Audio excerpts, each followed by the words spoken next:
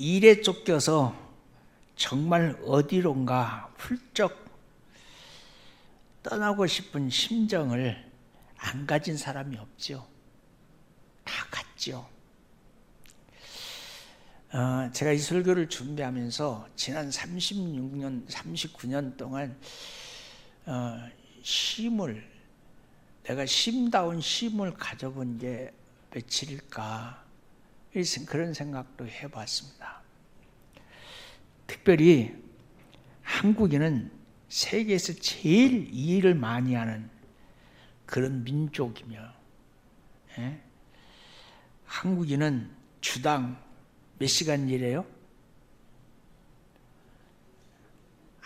아무리 적게 해도 52시간, 53시간 일한답니다. 세계 1위, 일 많이 하는 개미족 우리. 두 번째, 세계에서 일을 제일 많이 하는 나라가 뭐냐면 포르투갈이에요. 거기는 45시간. 3위, 여러분 놀라셔야 돼요. 3위 스위스. 스위스 삶을, 제가 스위스 가보니까 정말 풍요로워요. 그런데 그 사람들의 일 3위 43시간 일한다고 그래요. 인구 밀도로 보면 세계 1위 우리나라. 세계의 빛을 많이 갖고 있는 부채국가 1위 우리나라. 교통사고 제일 많이 나는 나라 1위 우리나라. 자살 제일 많이 하는 나라 우리나라. 여러분, 모든 것의 원인이 스트레스라고 그래요. 스트레스가 쌓일 때, 여러분 세계에서 자살이 많고 많은 사람이 죽는데 그 중에서 40대 사망률이 세계 1위인 나라가 우리나라예요. 40대. 아깝잖아요. 응? 이런 속에서 일손을 놓고 어딘가로 가서 쉬고 싶은 심정이 꿀떡 같아. 나 좀 쉬고 싶어. 좀 모든 것 다 내려고 쉬고 싶다. 그렇게 생각 안 해본 사람은 사람인가 인간인가 모르겠어요. 다 쉬고 싶어요. 엘리암 섹스피어가 이런 말을 했어요. 인간은 휴식이 주는 젖을 먹고 자란다. 휴식이 주는 젖을 먹고 자란다. 예수님도 제자들과 함께 휴식을 취하고 싶었을 때 있었음을 오늘 본문은 우리에게 알려줍니다. 수많은 사람들이 엄청나게 예수님과 제자들에게 몰려들었기에 그들의 식사할 겨를도 없이 그저 이리 뛰고 저리 뛰다 보니까 지쳤습니다. 지쳐서 쓰러지기 일보 직전에 있는 제자들을 보시고 주님은 제자들에게 이렇게 말씀합니다. 너희는 따로 한적한 곳에 가서 잠깐 쉬어라. 잠깐 쉬어라. 여기서 강점이 뭐냐면 쉬어라의 강점이 있는 것이고 잠깐이에요. 잠깐. 그래서 제자들은 쉼을 얻기 위해서 이제 갈릴리 호수 반대편으로 배를 몰고 갑니다. 그러나 사람들이 그들을 쉬게 그만두지 않아요. 배로 반대편으로 가려면 약 6km입니다. 갈릴리에서 이제 동편에서 서쪽으로 가려면 6km요. 그런데 돌아서 도보로 가면 10km밖에 안 돼요. 배로 가면 6km, 그냥 돌아서 맨 땅으로 가면, 걸어서 가면 10km. 근데 배로 가는 것이 빠릅니까? 자동차가 가는 게 빠릅니까? 배보다 사람이 뛰어가는 게 빨라요. 그래서 배로 6km 가다 보니까 뛰어가는 사람이 빨라서 제자들보다 사람들이 먼저 도착해서 제자들이 오는 것을 기다리고 있는 거예요. 뭐하러 갔는데? 쉬려고 가고 있는데 그게 34절이에요. 예수께서 나오사 큰 무리를 보시고 그 목 잡는 양 같음을 인하여 불쌍히 여기사 여러 가지 일을 가르치시더라. 그리고 이제 주님은 제자들과 함께 오병이의 기적, 5천 명을 배불리 먹이는 기적을 행하십니다. 제자들은 모처럼 우리식으로 말하면 휴가를 얻어갔는데 사람들 때문에 휴가는 그냥 일에 묻혀서 일 때문에 거절당할 수 있습니다. 우리는 이 본문에서 휴식, 휴가에 대해서 하나님이 우리에게 주시는 교훈이 있다는 것을 알아야 돼요. 자, 휴가철인 사실 휴가를 안 가도 된다는 거예요. 예수님도 휴가를 가신 적이 없습니다. 예수님이 휴가를 안 가셨다고 우리도 못 가는 부분 없죠. 그러나 예수님과 제자들도 휴가를 거부당했고 일했습니다. 진정한 휴가는 하나님이 주신 믿음 속에 믿음을 따라서 일하는 것이 가장 좋은 건강의 비결입니다. 무리하지 마세요. 삶에 무리하지 마세요. 자연에서 휴식이라는 책을 쓴 조병아라고 하는 사람이 그 책에서 인간은 누구에게나 휴식이 필요하다. 그러나 가장 좋은 휴식은 자기의 취미다 그랬어요. 휴식이 뭐예요? 취미에 푹 빠져 있으면 그 취미 생활을 통해서 오는 에너지가 자기 몸을 평안케 한다는 거예요. 응? 여수는 참 좋은 동네예요. 그 노동 고용 지원청 분명히 있죠. 저 웅천에 가면 있습니다. 내일 배움 카드라는 게 나오더라고요. 저소득자에게, 나 같은 사람에게 내일 배움 카드라는 게 나오더라고요. 근데 3년인가에 쓰는 카드가 500만 원짜리가 나와요. 장로님 500만 원짜리가 나와요. 그 카드 가지고 밥 먹고 놀러 다니고 그거 아니에요. 배워야 돼. 자격증 따는 거 뭐 하는 거 배워야 돼. 그래서 제가 다음 주는 신청하러 가려고 그래요. 그럼 날 보고 목사님 뭘 배우고 싶어요? 물어봐요. 뭘 보고 싶어요? 내가 배우고 싶은 거 제1위. 아니요. 하늘에 떠달리는 드론 배우고 싶어요. 왜냐? 그래야 노후에 뭔가 할 수 있어. 여수에서 드론으로 택배만 딱 실어가지고 택배 해가지고 그럼 한국에 가서 딱 떨어지는 거야. 드론으로. 근데 그 드론 학원의 등록비가 300만 원인가. 근데 그 드론 학원의 원장이 우리 아파트 라인에 있더라고요. 두 번째 배우고 싶은 게 있어요. 색소폰. 나이가 들면 들수록 호흡이 짧아져요. 그래서 호흡을 길게 하고 싶은 생각. 지금 생각만 있어. 행동을 옮기는 게 아니에요.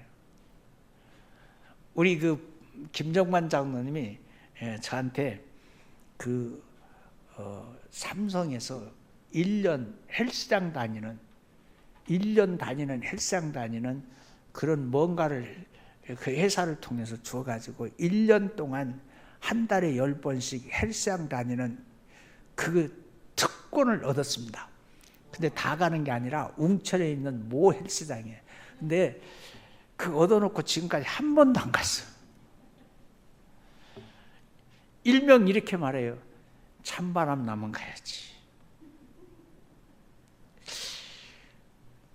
근데 갈 수 있을까?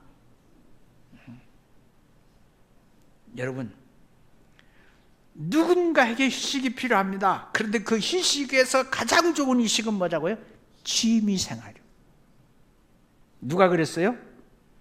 자연에서의 수직이라는 책을 쓴 조병아라는 작가가 말했습니다. 이같이 일생생활에 잘하는 것이, 내가 일상생활에서 가장 잘하는 것이 가장 좋은 휴가라. 그러나 휴가를 가지려면 다음과 같이 원칙을 가졌으면 좋겠다. 특히 우리 크리스찬들에게는 첫 번째, 할 일을 다하고 쉬어라. 할 일을 다하고. 오늘 본문에 보면 제자들은 할 일을 다하고 피곤할 때 쉬었습니다. 피곤할 때. 스코트라는 사람이 말합니다. 할 일을 반드시 다하고 쉬어라. 일을 다하기 전에는 쉬는 일이 없도록 하라. 가을 쉼터가 조사해 보니까 해마다 스위스의 조용한 산으로 휴양 가는 신경쇠약 환자들 대부분이 엿새 동안 일하고 하루를 쉬는 사람이 아니라 매일 무의도식하고 놀았던 사람들이 신경쇠약이 와서 신경쇠약을 치료하기 위해서 휴양을 갔더라고요.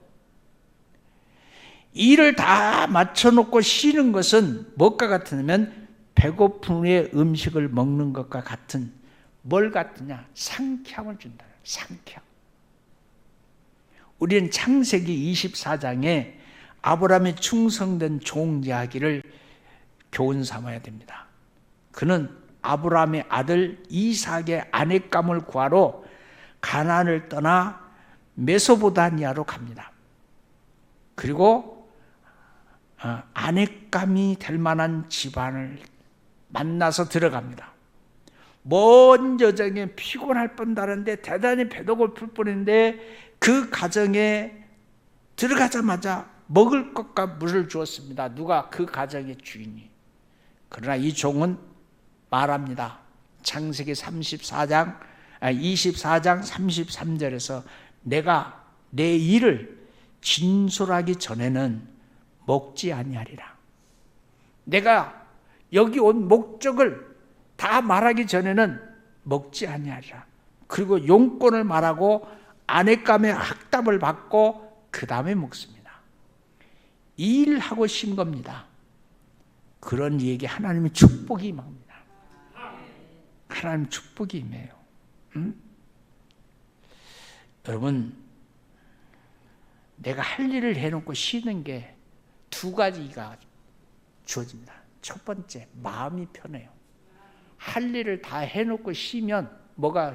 마음이 평안이 찾아와요. 두 번째, 나 아닌 다른 사람 볼 때 떳떳해요. 그게 두 번째, 쉴 때 왕창 쉬어라? 몰아 쉬어라? 아니요, 잠깐 쉬어라. 예수님께서 제자들이 피곤할 때 말씀합니다. 너희는 따로 가서 한적한 곳에 가서 잠깐 쉬어라. 휴가를 가더라도 잠깐 쉬어라. 아까 말했잖아요. 칼리트는 잠 못 이루는 밤이라는 책을 씁니다.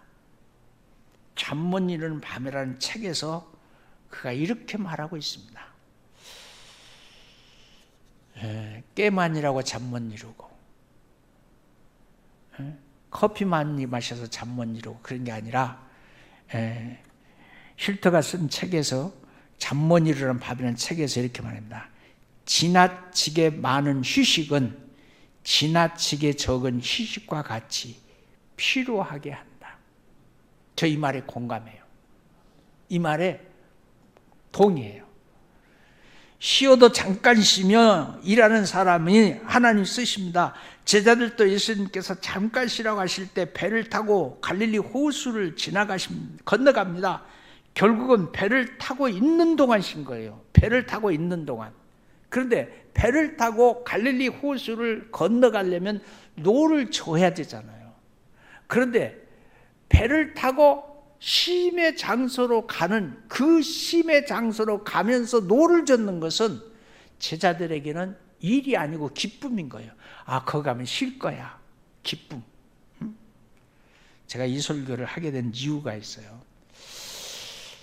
연 2년 동안 우리 연애 부흥단에서 해연수를 가는데 집사람이 아파서 못 갔어요. 그때도 다 갈 비용을 다 내놓고 못 갔어요. 근데 이번에도 집사람 조금 몸이 안 좋습니다. 그런데 또 돈 다 내놨는데 못 가게 생겼어요. 이번에는 아주 싫은 장소로 가는 거야. 평생 수영복을 준비해가지고 수영도 하고 그런 장소로 가려고 했는데 나한테는 힘이 없나 봐. 하나님 막으셨어요. 못 가는 거예요. 그런데 제가 어제 기도하면서 이렇게 생각했어요. 우리 아이들이, 우리 딸들이 휴가차 우리 집으로 와서 2박을 하고 갔는데 그때 우리 자녀들이 이렇게 그랬어요. 아빠 휴가 가는데 이번에 가서 푹 쉬고 와요. 그냥 남한테 초라하게 보이면 안 돼요. 그래가지고 날 데리고 가서 옷을 몇 개 사줬어. 모자도 사줬어. 그 옷을 입고 모자를 쓰고 갈 생각을 했는데 그때는 기분이 좋았는데 지금은 그 모자와 그 옷을 보면은 못 가는 게 속상해. 네? 여러분 잠깐 쉽시다. 세 번째, 쉼을 갖되 믿음의 사람들끼리 합시다. 예수님 말했어요. 너희는 따로 한적한 곳에 가서 잠깐 쉬어라. 너희끼리란 말이에요. 믿음의 사람들끼리 건전한 휴가였으면 좋겠습니다. 예? 여러분, 믿음의 사람하고 섞여서 가면 믿음의 사람들의 삶보다 비크리스찬의 삶이 세상의 유혹이 더 많습니다. 그래서 믿음이 이기지 못해요. 넘어져요. 건전한 신앙생활 유지하는 비결, 같은 믿음의 사람끼리 건전한 휴가. 제가 이렇게 말하면 목사님 그 얘기 그만하세요 그럴 텐데 옛적 크리스찬들의 휴가 장소는 기도원이었습니다. 기도원에 올라가서 바위 틈에 또 기도원에 올라가서 산에 나무 뿌리 잡고 딱 부르짖고 기도하고 내려오면 산천이 노래하고 춤췄어요. 나무들이 흔들리는 게 춤추는 것 같고 새들의 소리가 찬송하는 것 같았어요. 그때 그 기쁨. 휴가는 믿음의 사람들끼리 믿음이 자라는 것으로 가는 게 가장 바람직하다. 마지막, 한적한 곳에서 쉬어요. 한적한 곳. 예수님께서 제자들에게 한적한 곳에 가라고 하시죠. 이 한적한 곳이라는 것을 언어로 보니까 에레오스라고 되어 있어요. 에레오스. 이는 애롭고 적막한 강야라는 뜻입니다. 강야. 이 강야를 오늘 우리들의 말을 바꾸면 다른 사람들과 어울릴 수 없는 곳, 나만이 있는 곳, 그러나 하나님의 음성이 들리는 곳, 그게 강야예요. 거룩은 장소가 아니라 관계입니다. 오늘 새벽에 제가 그런 설교했어요. 하나님은 건물보다 나를 원하신다고. 내가 누구예요? 성전.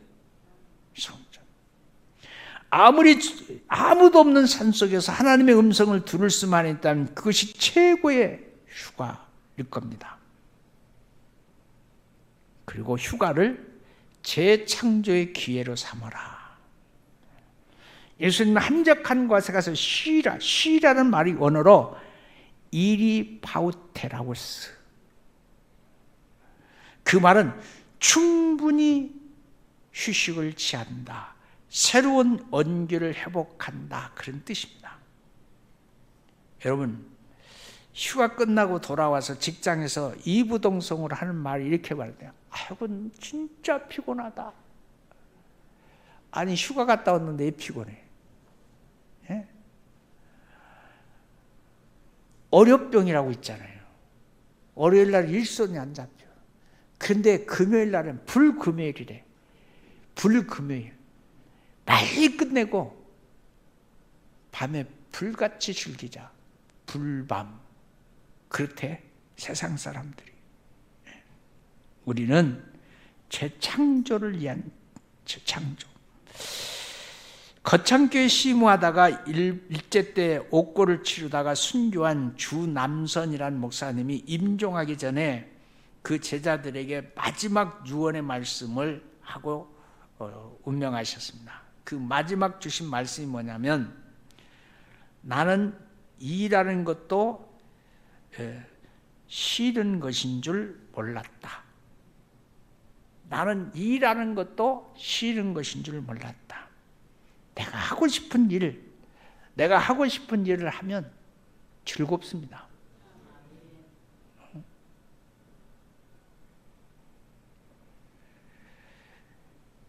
나에게 가장 평안한 장소가 어디냐고 묻는다면 내 서재예요. 내 서재. 거기가 제일 편해요. 서재에서 뭐예요?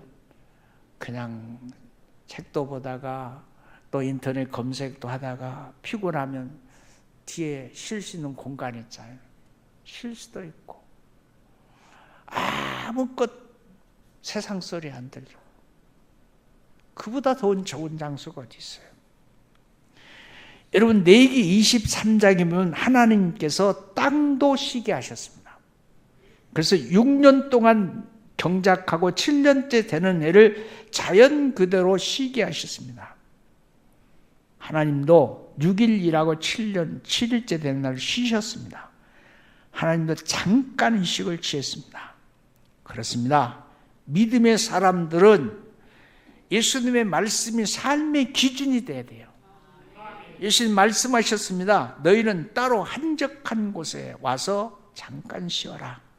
그래서 예수님 믿는 사람 우리는 주님의 방법대로 쉼을 통해서 새 힘을 얻기를 바랍니다. 할 일 다 하고 잠깐 믿음의 사람끼리 한적한 곳에서 재창조가 되도록 쉬어라. 쉼이 없으면 일에는 성공해요. 그러나 훗날 인생의 실패자가 됩니다.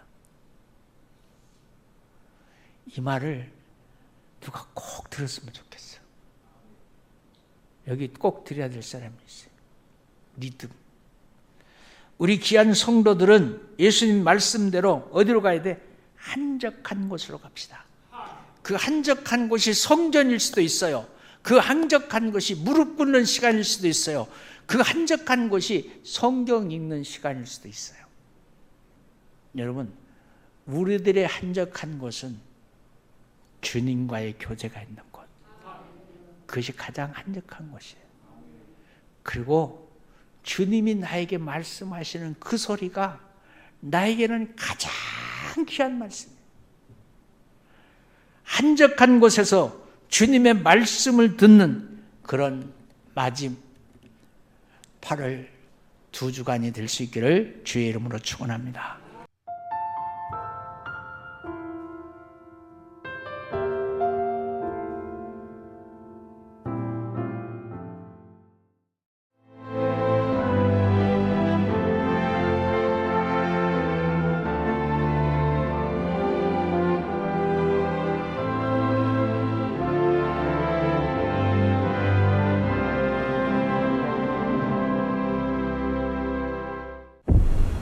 최적의 산업 인프라, 편리한 교통 인프라, 대표 2차전지 클러스터, 미래형 신산업, 해안관광의 중심지, 살기 좋은 정주 환경, 미래를 여는 투자 중심지, 광양만권 경제 자유구역. 최적의 산업 인프라, 편리한 교통 인프라, 대표 2차전지 클러스터, 미래형 신산업, 해안관광의 중심지, 살기 좋은 정주 환경, 미래를 여는 투자 중심지, 광양만권 경제 자유구역.